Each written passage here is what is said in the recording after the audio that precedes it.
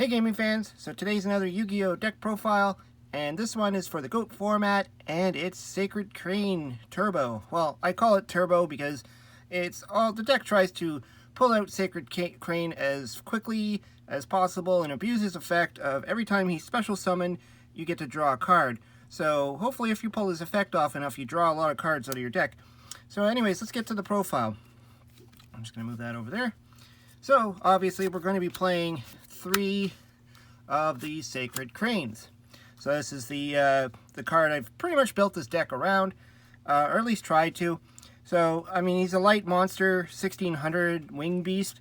Not much you could do with a lot of that, but I mean, he's still pretty solid. 1600 could take down a breaker after he uses his token, or any of the smaller monsters. So still fairly good, but you don't always necessarily have to rely on him for attacking. So to bring him out and to get his effect off, I'm playing 2 Marauding Captains. So as long as this monster remains face up on the field, your opponent cannot select another warrior type monster. Unfortunately, he's a wing beast, so it's not going to matter. So basically, they have to attack him before they attack any warriors. But his effect is when he is normal summoned successfully, you can special summon 1 level 4 or lower monster from your hand. So obviously, you're going to want to try and get this off. You know, summon your Marauding Captain, then special summon your Crane, and then draw a card.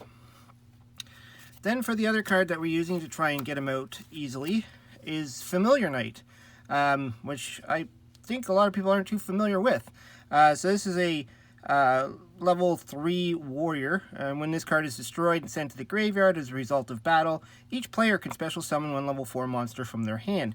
So, you know, it's good in a way that you're going to be able to special summon your Sacred Crane from your hand and draw a card.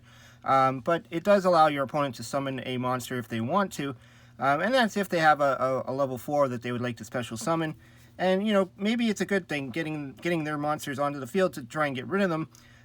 So because they're not going to really, well, unless they're playing also Sacred Cranes themselves, they're not going to get much advantage out of it. And I believe this came out around the time of the movie, if I'm not mistaken, the Yu-Gi-Oh movie. So then we're also playing, because of that card, and because of Marauding Captain, we're playing 3 Rare Metal Dragon. Also, I think came out with the same set with the movie. So Rare Metal Dragon is a level 4, 2400 monster, but he cannot be normal summoned or set.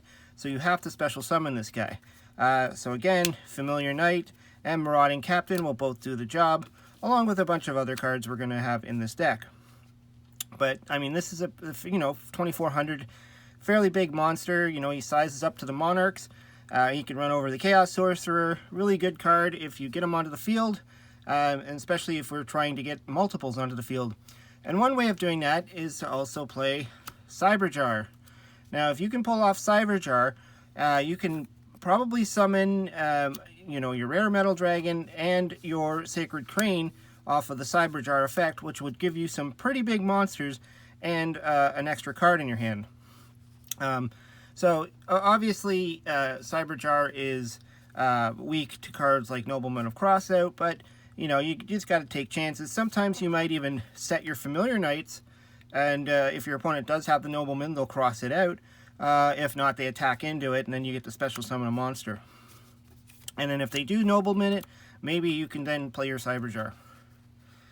So to add to some of the extra support, because we are playing Marauding Captain and Warriors and stuff, 1 XL Force and 1 DD Warrior Lady.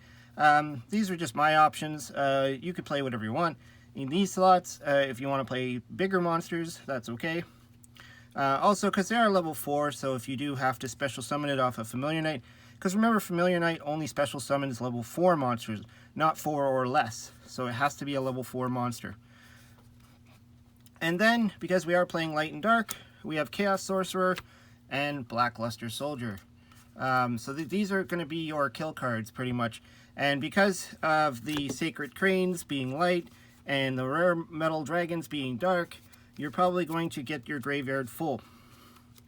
So you should be able to summon these monsters. The other thing is, he's a warrior, which I'll talk about soon. So then we have 2 reinforcements of the army, because you're only allowed 2. Again, you're going to pull out your Marauding Captain or your Familiar Knight, depending on what's in your hand. Most of the time you're going to go for your Marauding Captain, because that's what's going to bring out your Crane or your Rare Metal Dragon really fast. But the Familiar Knights are there just in case. Of course, if you do need it, you can grab your Warrior Lady or your Exiled Force too. And as I was saying, the fact that he's a warrior, we have the warrior returning alive. So if this guy ends up in your graveyard for whatever reason, you can bounce him back to your hand with the warrior returning alive and then special summon him if you got the requirements in your graveyard.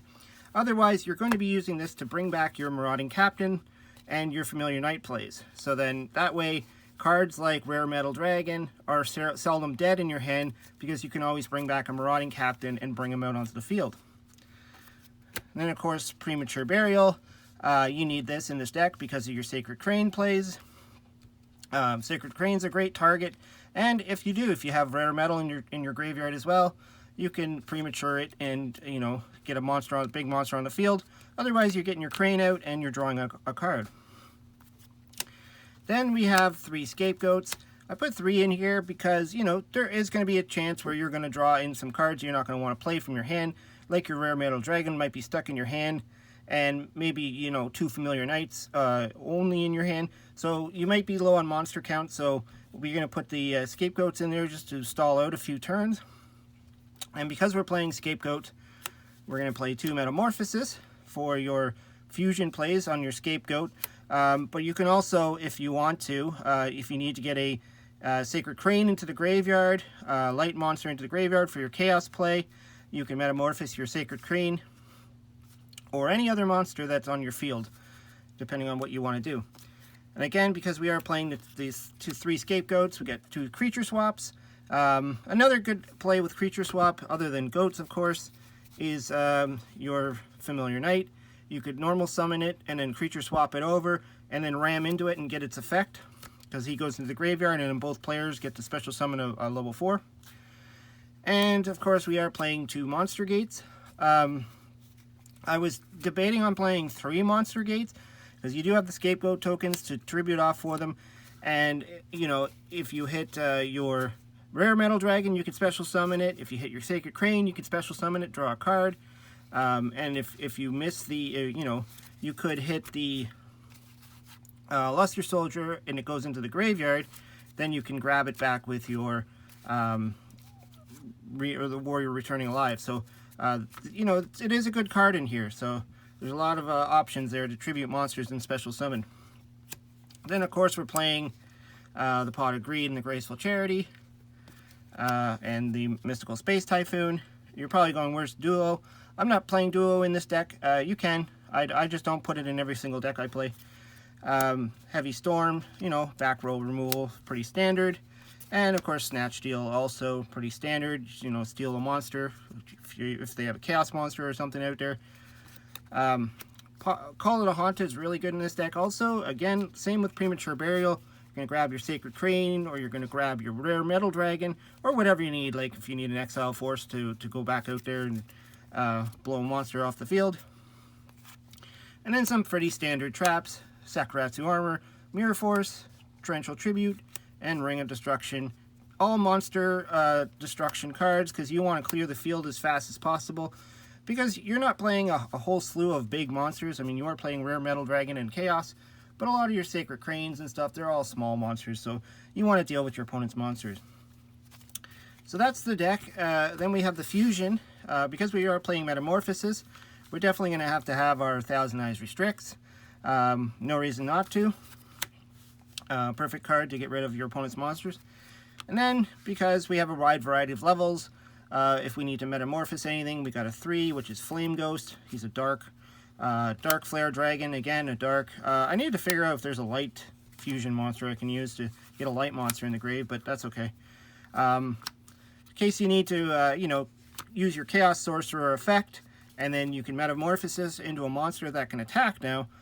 So Darkblade the Dragon Knight, which has an interesting effect. Each time he inflicts battle damage to your opponent, you can select up to 3 monster cards in your opponent's graveyard and remove them from play.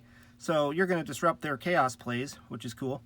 And then Ryu Senshi, which is a you pay 1,000 life points to negate a magic card, spell card your opponent plays. So really good if you if you want to still be able to attack after you activate your sorcerer effect. And then the same thing for Blackluster Soldier. If you want to banish a card and then you still want to be able to attack, you can turn him into Gatling Dragon. Gatling Dragon also has that Twin Barrel Dragon effect of toss 3 coins and then destroy a number of monsters on the field equal to the number of heads. So that's pretty cool. And so that's pretty much the deck. I really just tried to focus on getting out the Sacred Cranes, and I thought this deck would brick pretty bad, but actually it does flow pretty nicely. Like, sure, there's gonna be times where you're just gonna draw Rare Metal Dragon and in your hand and no way to get them onto the field, but there's, like, because I said there's scapegoats and there's other plays and you got your traps, it's not too bad. And once you get that Marauding Captain play, which is not too hard because you are playing two reinforcements of the army, so you're essentially playing 4 Marauding Captains plus the Familiar Knights. And remember, you don't need to always set these guys. You can ram him into a monster to get his effect off to special summon Rare Metal, and he'll probably be the biggest monster on the field. Anyways, let me know what you think. It's kind of a fun deck. It's it could be competitive. Let me know what you think down in the comments below. Hope you subscribe. Talk to you later.